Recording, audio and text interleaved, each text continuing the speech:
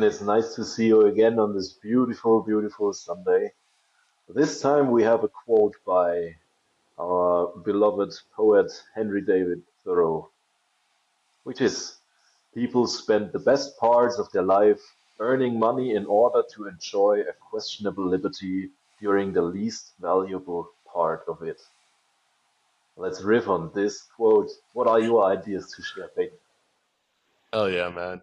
Glad to be talking about this. I think this is a really interesting topic because it's something that's right in front of us. We all are seeing what is the normal path in the world, at least in the developed world and in many other places too.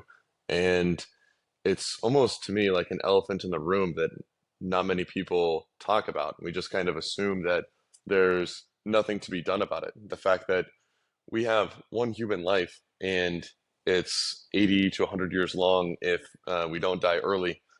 And the normal path, what's prescribed and recommended and expected and pushed for, and the boat that many people will not stand up to rock is the path of going to school, sitting still in a classroom for 12 years, getting out, going to another school maybe, and then going to find a place where they have to sit still in a room for 40 years during most of their waking hours, and being very thankful for the opportunity so that they can retire when they're 65 and in their mind go to a beach and sip margaritas with an aging body and not that much energy when it's too late to really fully adventure, or at least in certain ways. And then at the end of it, they kind of slowly decline into old age, which is what awaits us all.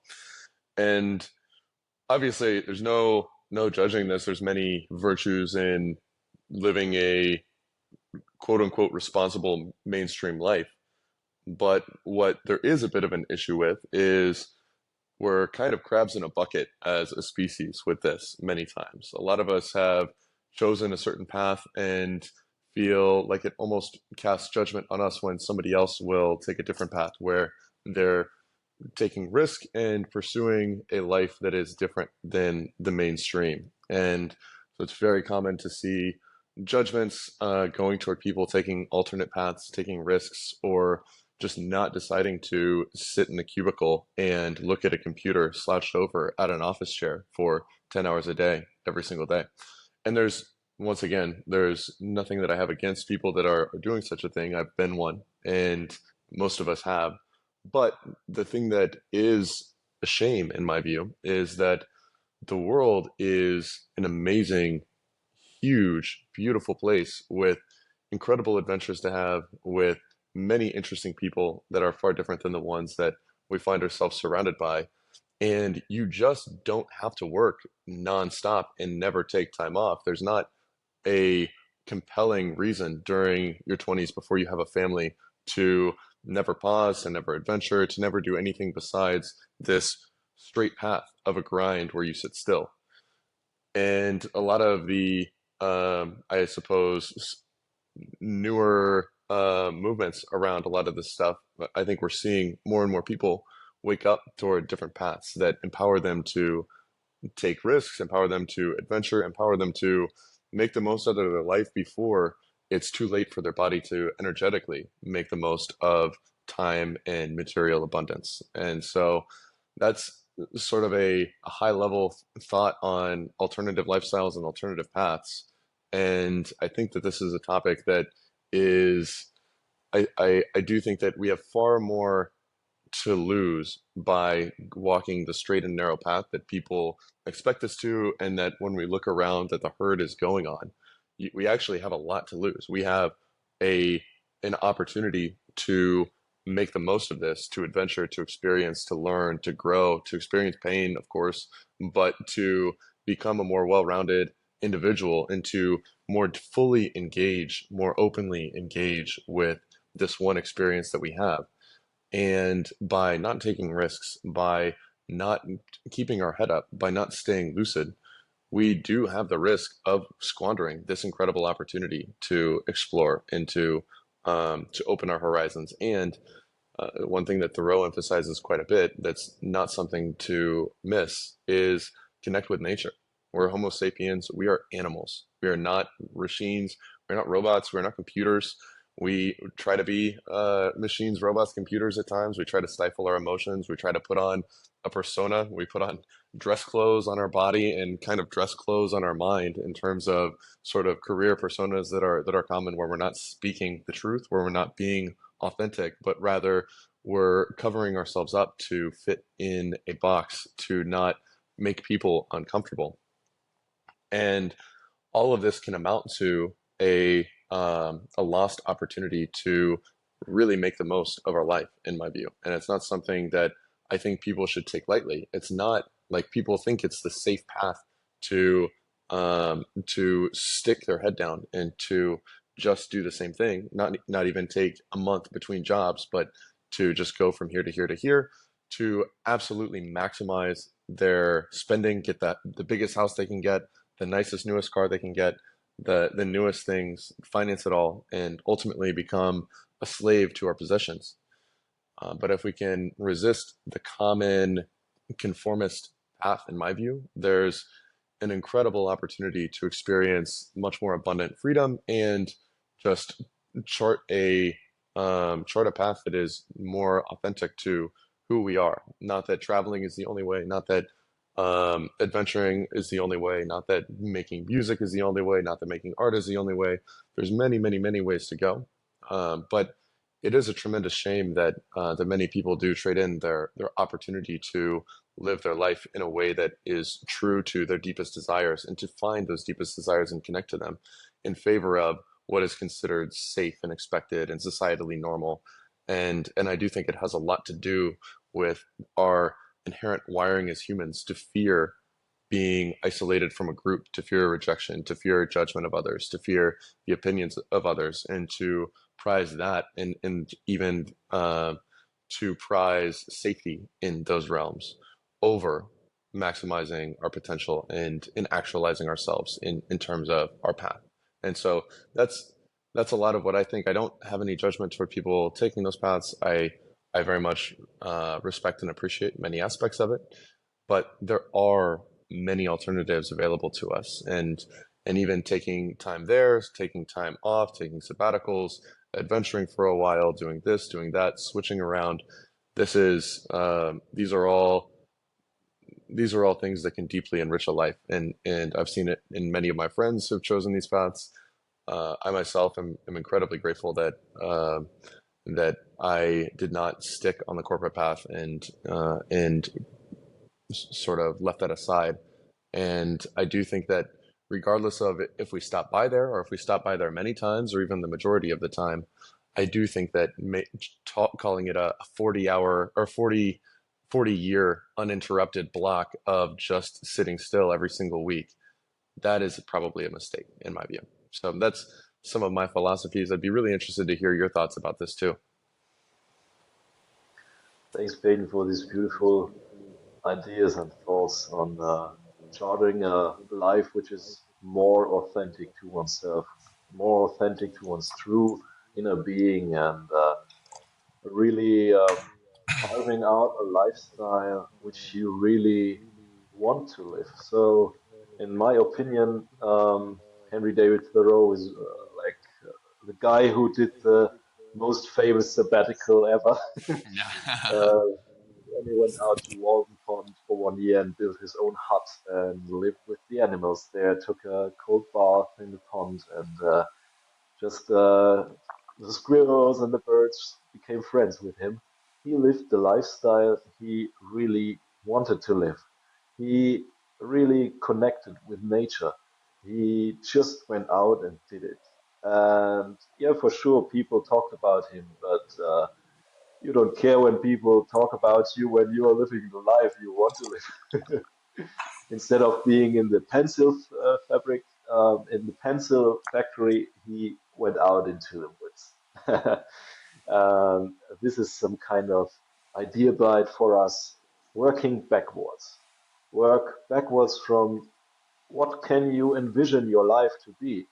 What can you envision your lifestyle to look like? What do you really want to do? What do you really want to feel when you are doing it? With whom do you want to do it? Like being in a corporate job is nothing wrong if it fits with your nature. If the team is so great that you just joyously wake up and go to work, ex excited to begin a new day, delved in and diving into the soup of beautiful minds, coming up with ideas which are engaging and so on. So there is a way to work backwards. What lifestyle do you truly want for yourself? Society is trying to sell us something. Oh yeah, you have to go to school to learn for a job or to go to university, and then you have to sit still and so on. But it is this opportunity course which you talked about. It's the uncovered potential, which is not uncovered, is not being uncovered because you didn't look for it because the path was carved out by a society which tried to persuade you into and lure you into, oh, look at this, be a machine, produce, and be good for the overall economy, which is nothing wrong again. But there's a lot of waste being conducted within this path. There's a lot of bullshit hours putting in the job, which did not have to be done in the first place, but due to the contract, you give your time for money. You just rather give your time for the money, so you don't have less money. But this bullshit that you put in 3 hours per day extra, you didn't have to do because you could raise your productivity to a level where you could spare these last 3 hours. And so we are getting lured into producing kind of bullshit sometimes, at least partially, which is, in my opinion, one of the biggest potential to cut waste within society, to be in a much more peaceful state, because you can recenter to yourself, you can just take the time and be with your family, and therefore, again, working backwards, we are all mere mortals. We are people who will die one day. And we are also people who can read or listen, and therefore we can read the stories of the people who almost died, or the people who fought with cancer and won, or maybe did not win. And they all have a changed perspective on life. They say, oh, did I really matter? Or was my life valuable to others? Did I help people in need or even strangers? Or uh, what is the legacy, the lasting legacy which I have to give, which I want to give to my children or the children's children? So these things become more valuable, and most people regret then having worked so much because then they realize, oh man, the last 3 hours of every day have been bullshit, just bullshitting away, not doing anything valuable. I could have been spending this time with my family or reconnecting with a friend or, yeah, just take a little risk and then take on something I love or explore what I have to, what I can contribute through my unique way of being. And this is also when I teach children, like within my photography course or whatever, when I teach children, I tell them, oh, you are on this world as a unique being, and you have around 300 to 400 uncovered talents, uh, undiscovered talents, which you can uncover bit by bit, but only if you go the path and experiment. Experiment with taking on an instrument, playing a little bit music, just singing or dancing, moving your body or whatever, or you have a unique way of thinking, so you try a different symbolic system, like math or like electric engineering or whatever, or you are really creative, so you do programming, whatever. And so um, this refers back also to keeping the end in mind. The happiest people, I believe, have uncovered their nature and having gotten did know themselves a little bit, and it's a process of knowing oneself. You know yourself more and more over time. But the happiest people who know themselves and match their life to it uncover real joy, because this is what this is the courage you have to carve your life and decide uh, for your own path and be the architect of your own life. Tell your own story and have the courage to really go into the direction your nature is calling you.